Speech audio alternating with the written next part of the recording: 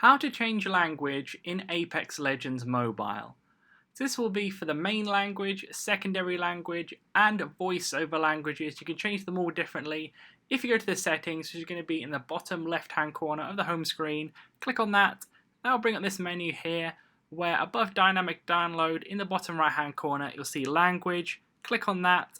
Then you'll see the language settings here. Click on main language. Obviously, if you want to change the main language there, you can see all the different language options that are in here. Unfortunately, if you don't have any of these ones, these are the only ones that are available. So click on the one you want, then click OK, then it should change straight away. Like all the text that comes on the screen should be in that language.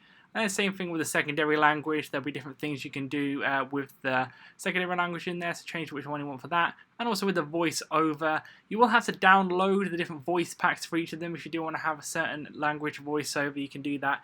Click download on each of them, then click OK, and that should be done. So leave a like on the video if that helped out, and subscribe for more helpful videos.